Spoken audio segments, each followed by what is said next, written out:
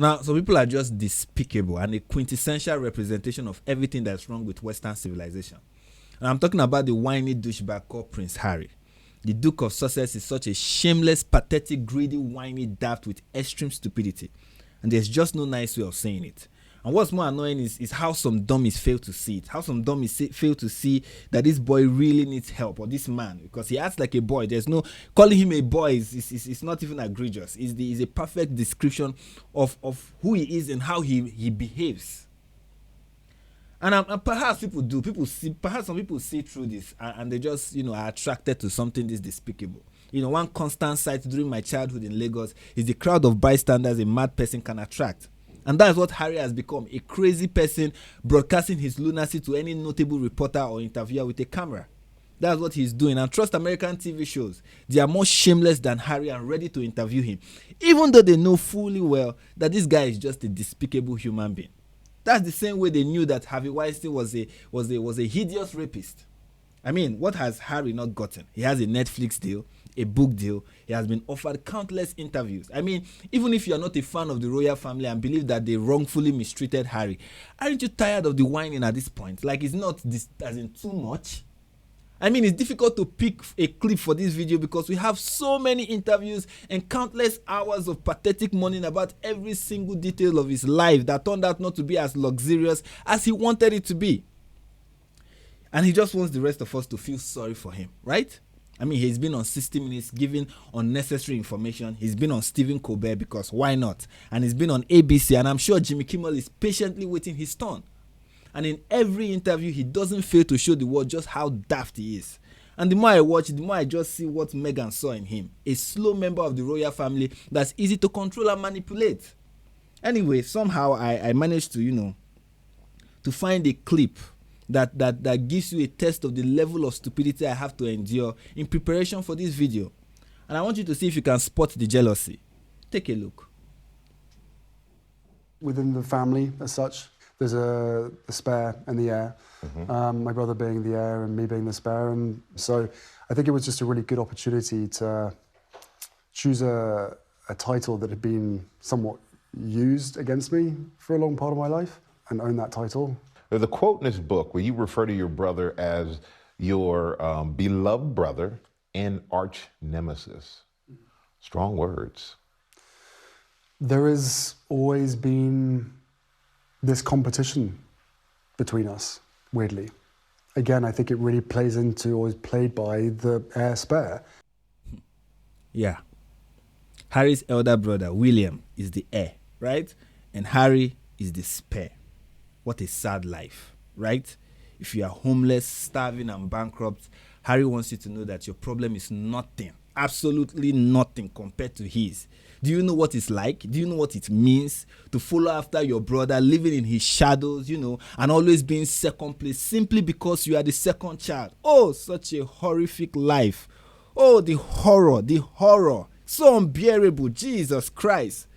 And the book he's promoting, Spare, is just saturated with Harry rehashing every moment with his brother that reminded him that he was second place. Even his dabbling into drug abuse, his issue with drug was just a reaction to him being a spare. I mean, what a classic example of somebody who will never take responsibility for every or anything.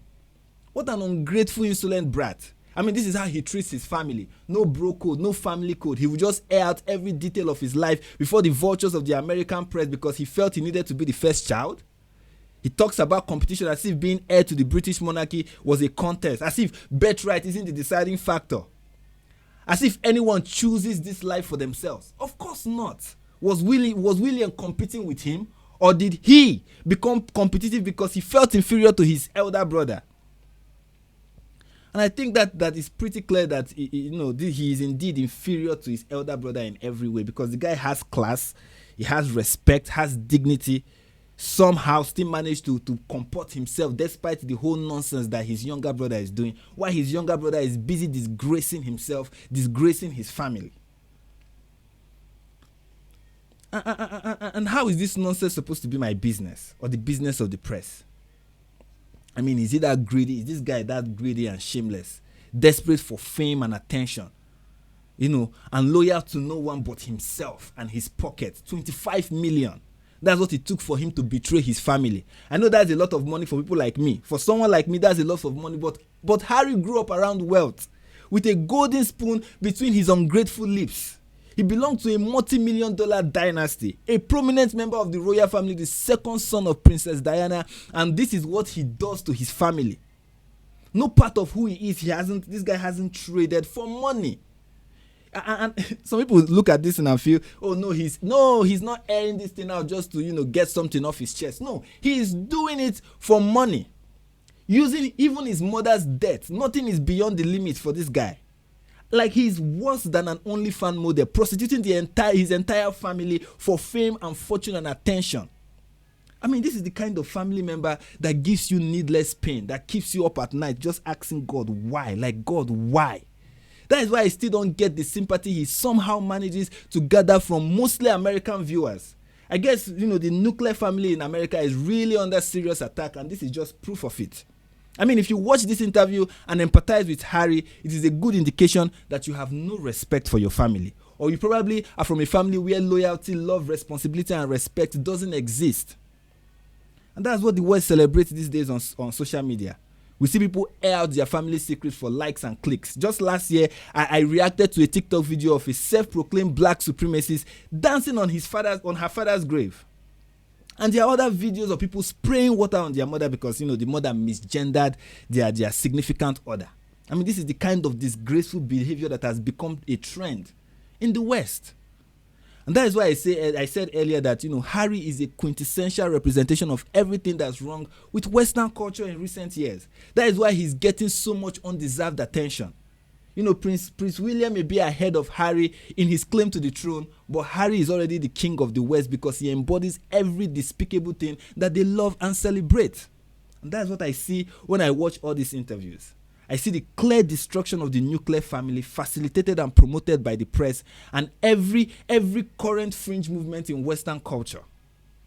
That's what this has become. That's what this is. That is what this represents. That is what this embodies.